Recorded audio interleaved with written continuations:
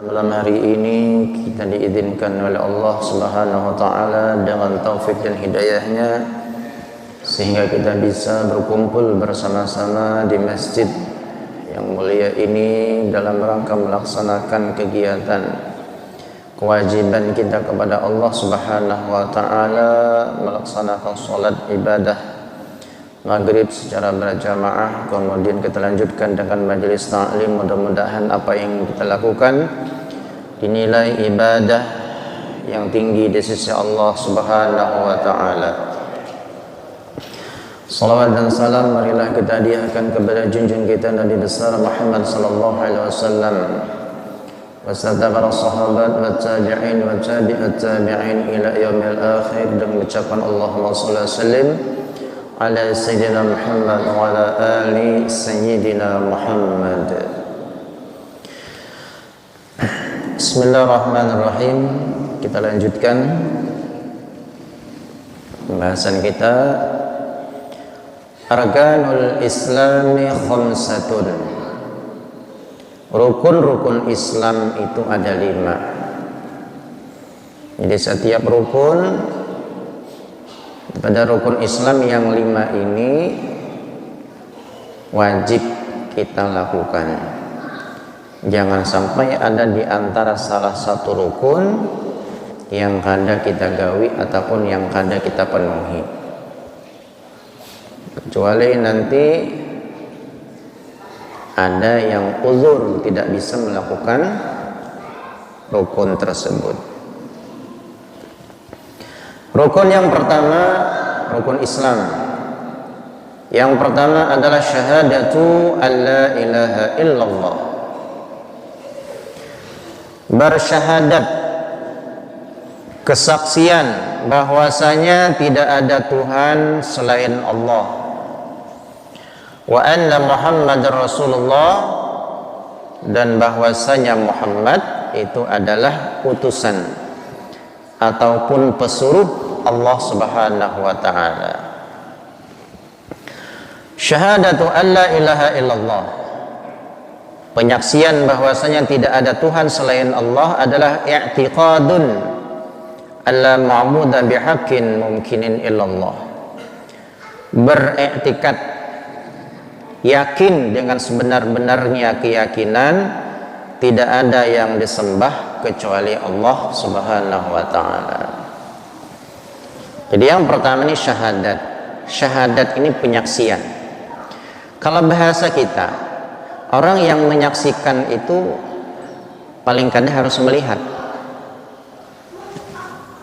Misalnya ada terjadi satu kriminal, pembunuhan ataupun pencurian, perampokan, dan dimintai oleh polisi ada yang menjadi saksi, maka yang menjadi saksi ini harus melihat kejadian tersebut, mengetahui kejadian itu. Kalau yang menyaksikan ini kada tahu kejadian tersebut, itu namanya saksi palsu.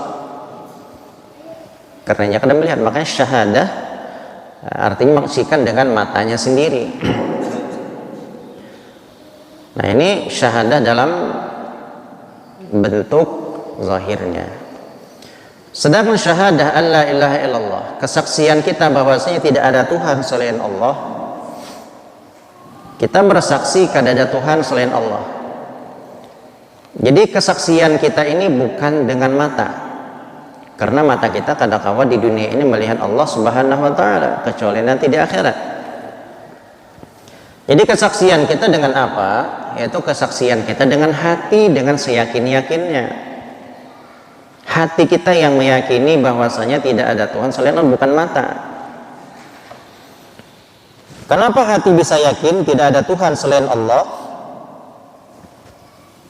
Karena di antara bukti hati ini yakin tidak ada Tuhan selain Allah atas af'alnya Allah Subhanahu wa taala, atas perbuatannya Allah Subhanahu wa taala. Buktinya dunia dan isinya, bumi, langit, bintang, itu tidak ada yang mungkin bisa menciptakan kecuali atas izin Allah.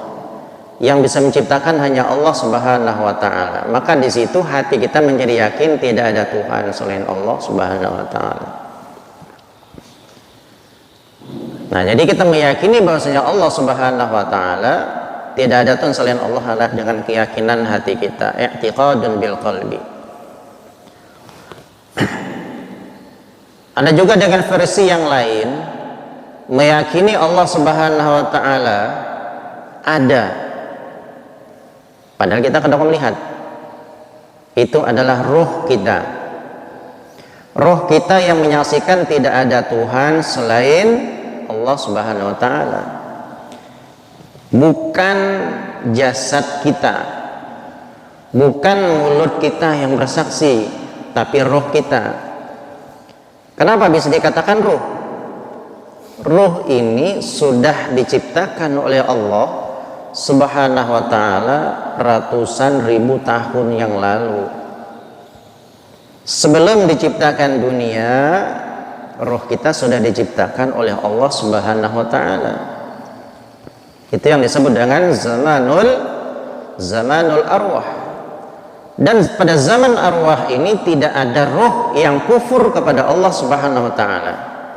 Semuanya roh pada saat itu meyakini bahwasanya Allah Maha Kuasa. Allah adalah Tuhan yang Maha Esa, yang Maha Kuasa, tidak ada Tuhan selain Allah Subhanahu wa taala. Jadi roh kita yang menyaksikan pada saat itu adanya Allah Subhanahu wa taala.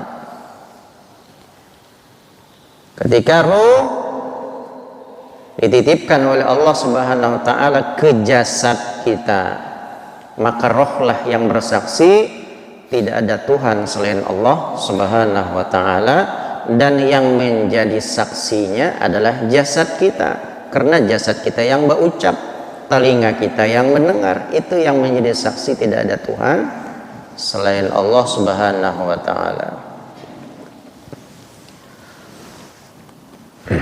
Jadi bukan jasad kita, karena jasad kita ini bisa bergerak, jasad kita, mulut kita bisa berbicara, mata kita bisa melihat, kaki kita bisa berjalan, karena Allah titipkan ruh di situ.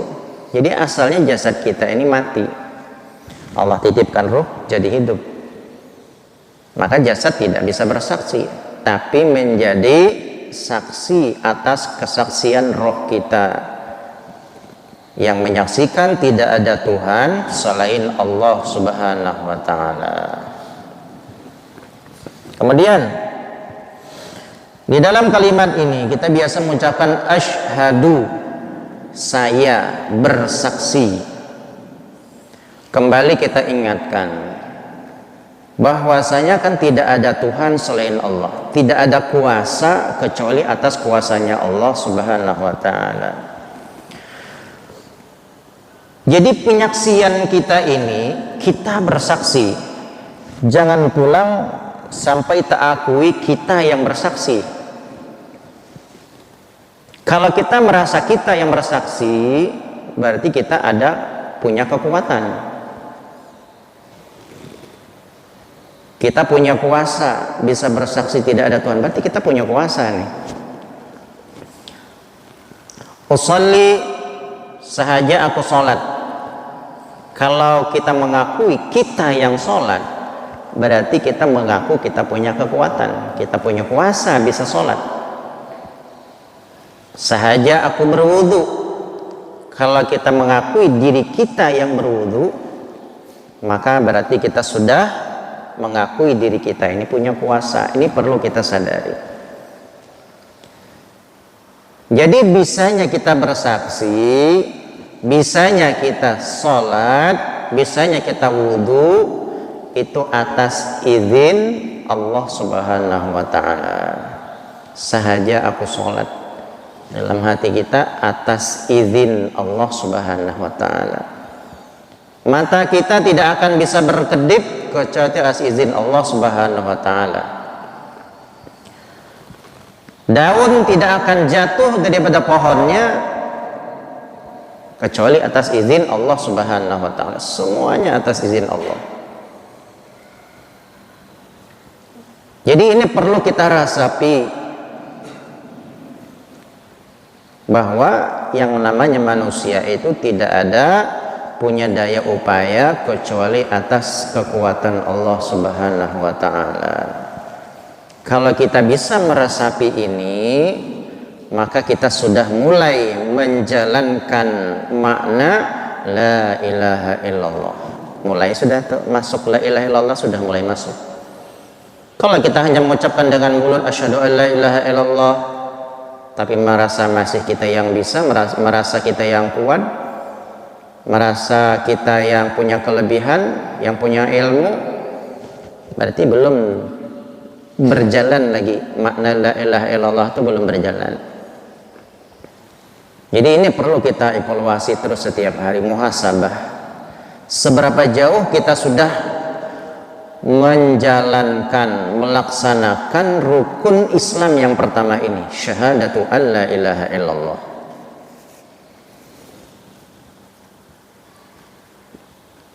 Kita meyakini tidak ada Tuhan selain Allah Subhanahu wa taala.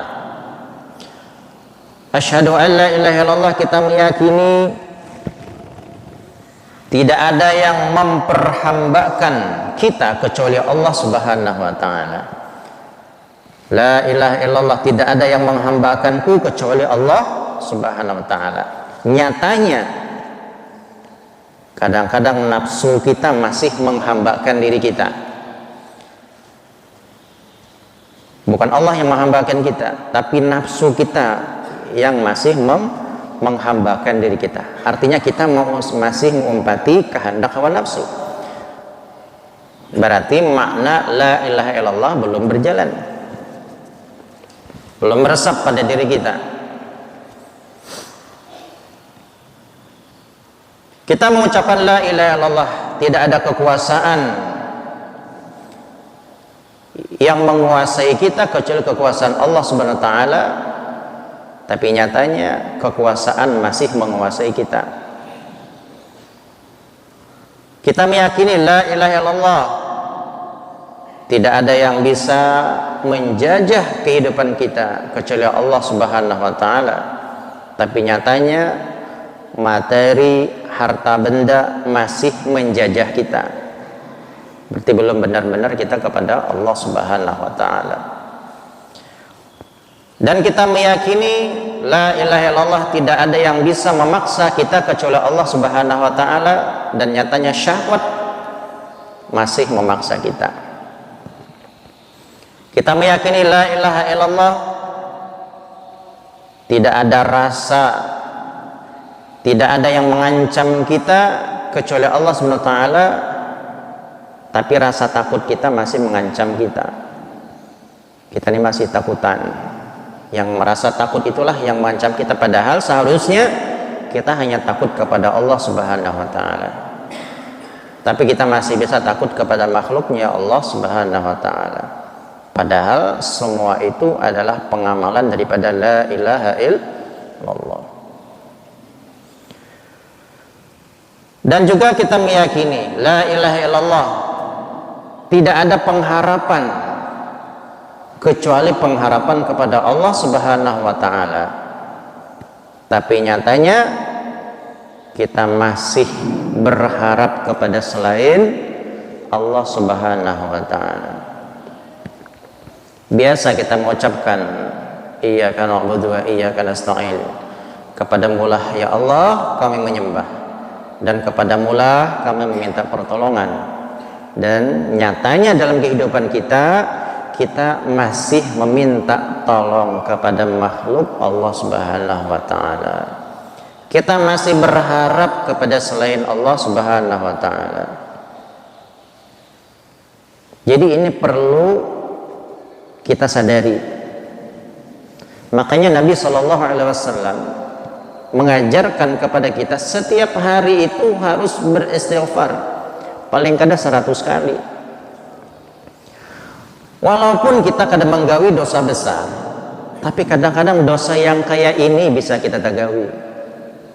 Masih kita mengakui kita yang berisi kuasa itu, itu adalah juga dosa. Makanya Nabi istighfar walaupun kita kadang mengakukan dosa besar.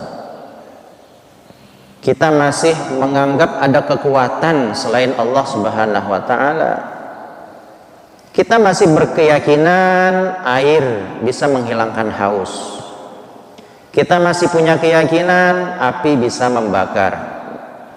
Kita masih punya keyakinan obat bisa menyembuhkan. Padahal apakah obat itu punya kekuatan, punya kuasa? Tidak ada. Semuanya atas izin Allah Subhanahu. Kadang-kadang kita khilaf di situ, tak akui obat yang bisa menyembuhkan, padahal semuanya atas izin Allah Subhanahu wa taala. Makanya kita dianjurkan setiap sujud terakhir itu salat kita, di sujud kedua salat terakhir di akhir rakaat salat, membaca Rabbi inni zalamtu nafsi faghfir li dzambi fa innahu la yaghfiru dzunuba illa anta. Ya Allah, sesungguhnya saya telah menzalimi diri saya sendiri. Fa innahu la faghfir li dzambi, ya Allah ampunilah dosaku, karena sesungguhnya tidak ada yang mengampuni dosa kecuali Engkau ya Allah. Kenapa kita menzalimi diri kita? Ya dengan keyakinan-keyakinan yang kada kita sadari tadi. Banyak hal-hal yang membuat kita itu ya telah menyekutukan Allah Subhanahu wa taala. Minta ampun lawan Allah atas keterbatasan kita, atas kekhilafan kita. Kita masih berharap kepada selain Allah Subhanahu wa taala. Hendak membuktikan kita ini masih berharap kepada makhluk atau kada, buktinya kita rasakan masing-masing. Yang berjualan, biasanya jualan pian rame hari-hari, pelanggannya banyak, tapi suatu saat jualannya sunyi. Ketika jualan itu sunyi, tapi ada yang belanja, ternyata kita kecewa. Ada rasa kecewa di dalam hati, kenapa nih hari ini sunyi berjualan? Kenapa hasilnya hari ini lebih sedikit daripada biasanya? Kalau masih ada rasa kekecewaan ini, berarti kita masih ada pengharapan kepada makhluk supaya berbelanja di wadah kita. Berarti kita kadang berharap kepada Allah Subhanahu wa taala.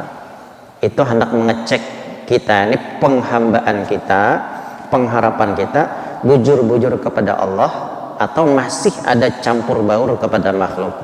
Rasakan itu. Kita punya anak. Ketika anak kita sudah ganal, sudah sukses, sudah gajinya ganal, sekalinya anak kita sama sekali kada pernah mengirimi duit orang tuanya. Anak kita kada pernah memberi duit lawan kita. Kecewa kita. Uyuh-uyuh menyekolahkan lagi halus sampainya kuliah. Kita ongkosi tiap bulan. Setiap kebutuhannya kita penuhi. Ternyata setelah anak kita sukses, sudah banyak duitnya, kada ingat lagi lawan orang tua. Kada ingat lagi untuk berbagi kepada orang tuanya. Kecewa kita. Berarti kita masih punya pengharapan kepada makhluk. Kita masih berharap kepada anak. Yang seharusnya dalam ikrar kita sudah mengakui iyyaka na'budu wa iyyaka nasta'in, hanya kepada Allah kita meminta pertolongan. Kalau kita masih berharap kepada anak mengongkosi kita, mengirimi kita, berarti kita masih berharap kepada selain Allah.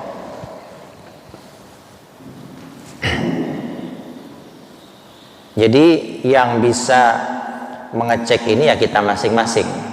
Diri kita sorangan yang mengecek itu. Kita kadang mengecek orang lain karena ini masalah hati. Nah, jadi masing-masing kita muhasabah. Kalau masih belum penghambaan kita kepada Allah, pengharapan kita masih belum bujur-bujur kepada Allah Subhanahu wa taala, akui kesalahan itu, minta maaf lawan Allah Subhanahu wa taala karena kita sudah menzalimi diri kita sendiri. Karena apa yang kita ikrarkan kada kita gawi.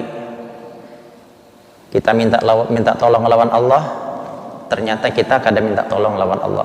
Kita masih berharap kepada makhluk. Anak itu kan makhluk Allah. Kalau kita masih berharap anak itu membalas jasa kita, berarti kita masih berharap nih lawan anak ini, masih berharap. Belum tulus lagi penghambaan kita lawan Allah tuh belum tulus. Kita berharap pada makhluk supaya jualan kita ditukari, berarti kita masih berharap kepada makhluknya Allah Subhanahu wa ta'ala. Nah, jadi yang kayak inilah permainan hati ini yang susah, gawian hati ini yang sangat sulit untuk kita penuhi. Kenapa? Karena setiap saat hati ini bermain terus. Hati ini setiap saat berbolak-balik.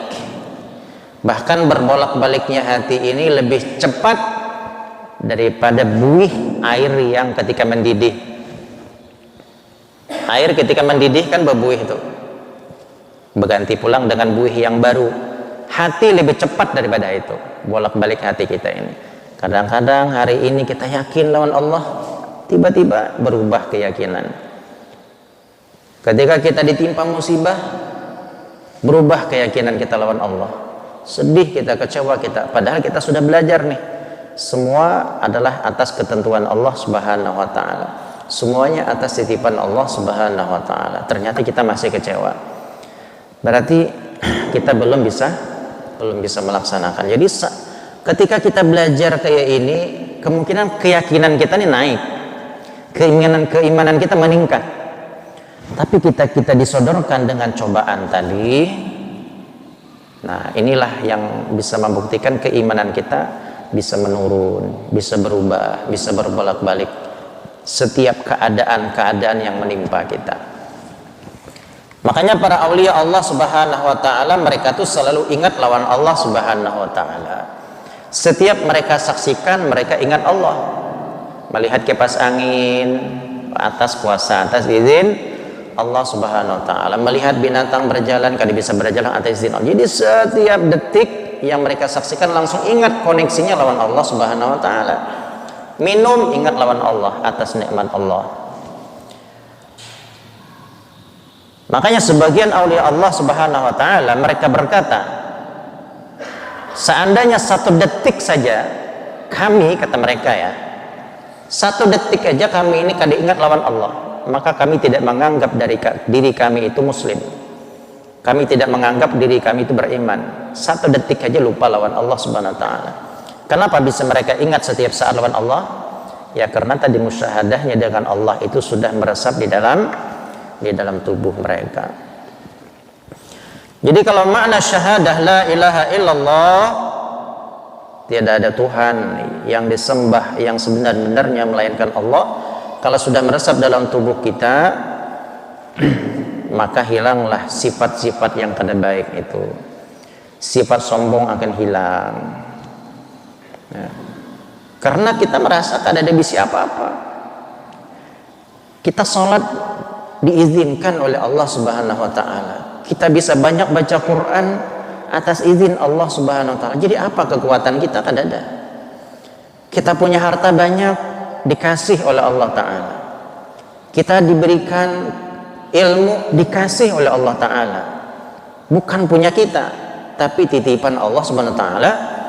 Dan Allah pun bisa mengambil titipannya itu setiap saat ketika Allah berkehendak. Syekh Abdul Qadir Al-Jailani, beliau pernah suatu saat berjalan di lorong satu kampung. Di saat itu ketemu dengan seorang pemabuk, orang yang lagi mabuk, pemuda yang lagi mabuk. Ketika berpas-pasan, pemuda ini bertanya kepada Syekh Abdul Qadir Jalil dengan 3 pertanyaan. Pertanyaan yang pertama ditanyakan oleh seorang yang mabuk tadi, wahai Syekh, ulun ini orangnya mabuk, selalu melakukan dosa besar. Apakah mungkin Allah mengampuni dosaku yang sangat banyak ini? Apa kata Syekh Abdul Qadir Jalil? Mampu. Allah itu Maha Pengampun. Inna rahmatullah awsa' min dzunubina. Rahmatnya Allah itu lebih luas daripada dosa kita.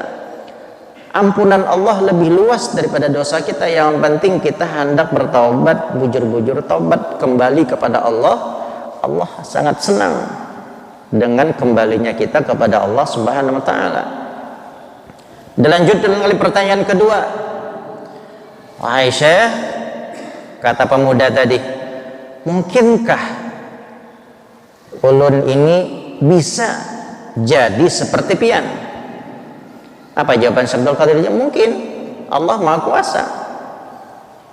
Saat ini engkau jadi orang pemabuk, besok ataupun sesudah ini bisa engkau menjadi wali Allah Subhanahu wa taala atas kehendak Allah. Itu tidak ada yang mustahil bagi Allah Subhanahu wa taala. Dan yang ketiga pertanyaannya, wahai Syekh, apakah mungkin engkau yang di saat ini menjadi rajanya para wali bisa menjadi sepertiku, seorang yang pemabuk? Di saat itu Syekh Abdul Qadir Jailani mendengar, beliau langsung tersungkur dan bersujud kepada Allah Subhanahu wa taala. Atas rasa takut beliau kepada Allah, bisa saja dengan tingkatan wali yang setinggi itu menjadi rajanya wali, kalau Allah berkehendak menjadi seorang yang bejat, menjadi seorang pemabuk atas kuasa Allah bisa jadi. Jadi maksudnya kita jangan sampai merasa lebih baik daripada yang lain. Jangan sampai merendahkan orang lain. Bisa saja orang yang kita rendahkan suatu saat kita bisa jadi seperti itu. Jangan sampai menghina orang yang berbuat maksiat, karena suatu saat mungkin saja Allah kita bisa menjadikan kita sebagai orang yang ahli maksiat. Jangan kita bangga dengan amalan kita. Jangan merasa baik karena kita sudah beribadah, banyak ibadah kepada Allah Subhanahu wa taala, karena Allah sangat mudah untuk membolak-balikan hati, membolak-balikan keadaan. Kalau kita sudah sombong, nah lihatlah nanti suatu saat Allah akan membalik keadaan. Nauzubillah. Mudah-mudahan Allah jaga kita daripada perbuatan-perbuatan yang dimurkai oleh Allah Subhanahu wa taala.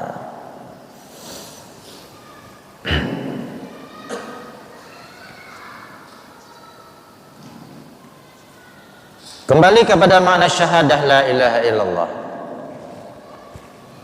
Jadi karena ini pembahasannya adalah syahadah la ilaha illallah, ya dengan harapan sedikit banyak bisa membuat kita selalu ingat lawan Allah Subhanahu wa taala, sedikit banyak bisa menghilangkan rasa keaku-akuan itu bisa hilang dengan membahas la ilaha illallah ini. Anak yang lagi halus mulai lahir, anak ketika lahir itu tidak punya apa-apa, ya, kada ada bisi baju, kada ada bisi gawian, tapi bisa kenyang, ya, bisa makan.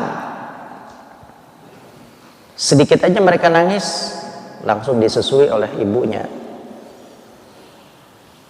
Jadi ini adalah satu filosofi. Kita seharusnya walaupun keadaan kita sudah berumur, umur dewasa, tua, hendaknya keadaan kita, keyakinan kita ini masih seperti bayi itu. Walaupun kita sudah berada di saat ini berumur, hati kita seharusnya masih seperti bayi. Karena bayi asalnya kada ada punya apa-apa, sifat yang kada baik kada ada pada bayi itu. Harta kada ada, semua kada ada. Ketika mulai berinjak tahun demi tahun, mulai Allah titipkan bisa berpandir, mulai Allah titipkan punya kekuatan bisa berjalan, kena mulai Allah titipkan punya gawian, kena Allah titipkan harta, Allah titipkan anak, asalnya kada ada, asalnya kosong. Jadi ternyata kekuatan yang Allah titipkan, ilmu yang Allah titipkan, harta yang Allah titipkan, ini menjadi cobaan kepada sang anak itu. Ketika bayi kada punya apa-apa, ilmu kada berisi, harta kada berisi, gawian kada ada, tapi bayi jarang ada yang kelaparan. Setiap apapun bepandir kada bisa, tapi nya kada pernah lapar. Rezekinya dijamin oleh Allah Subhanahu wa taala. Begitu juga kita ini dengan adanya harta, dengan adanya anak, itu menjadi cobaan. Apakah masih mampu kita ini, keadaan kita masih bisa merasa ketika kita masih bayi, kada punya apa-apa. Ketika dititipkan harta, apakah masih bisa mempunyai rasa kada berisi? Ketika kita dititipkan ilmu, apakah masih bisa kita mempunyai rasa kada berilmu seperti bayi tadi yang suci, yang bersih? Kalau kita sudah dikasih harta, ternyata kita merasa berisi harta, maka kita kada lolos dari menjalani keadaan kita di saat bayi. Berarti keadaan bersih bayi kita sudah tercoreng dengan perasaan tadi. Jadi cobaan, anak cobaan, harta cobaan, ilmu juga cobaan. Jangan sampai kita merasa berilmu, pintar. Semuanya itu dari siapa? Dari Allah Subhanahu wa Ta'ala. Artinya kembalikan lawan Allah. Nah, gitu aja. Jadi mainannya adalah mainan hati. Jadi kita dalam ilmu ini kada kau menilai orang.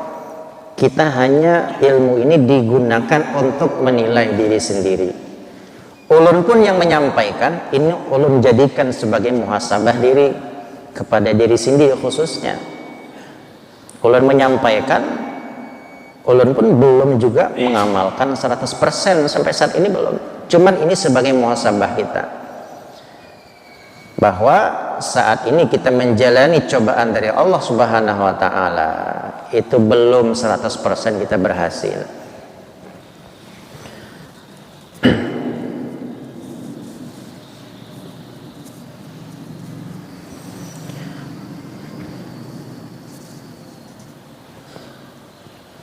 Jadi satu keyakinan, alla ma'budan bihaqqin mumkinin illallah. Kesimpulannya, ketika kita bersaksi, kesaksian kita itu pun perlu izin dari Allah Subhanahu wa Ta'ala. Jangan sampai kita merasa saya yang bersaksi. Kalau kita merasa saya yang bersaksi, berarti kita punya kuasa untuk bersaksi. Jadi kesaksian kita ini perlu izin dari Allah Subhanahu wa Ta'ala. La ilaha illallah, tidak ada Tuhan selain Allah. Yang disembah hanya Allah, berharap hanya kepada Allah. Kita menyibukkan diri kepada Allah, menghambakan diri kepada Allah. Nah, kalau kita masih menghambakan kepada makhluk Allah, masih takut kepada makhluk Allah, masih menjadi budak daripada nafsu kita, masih disibukkan oleh syahwat kita, berarti makna syahadat la ilaha illallah belum sempurna kita laksanakan. Jadi muhasabah terus, evaluasi. Setiap hari kita memperbaiki diri. Dan yang semacam ini ya diusahakan langsung kita gawi. Kalau kita mendapatkan suatu ilmu, jangan berharap mengamalkannya kain aja. Ketika kita mendengar, ya niat langsung mengamalkan, jangan ditunda-tunda. Kakak lagi mengamalkan ternyata sebelum kita mengamalkan, ajal kita sudah sampai. Sedangkan ya, ilmu yang seperti ini, ya setiap ilmu yang manfaat, setiap ilmu yang baik ya harus kita kerjakan. Usahakan setiap hari ilmu kita bertambah, amal kita pun bertambah juga. Man yazdad ilman walam yazdad hudan walam yazdad minallahi illa bu'dan.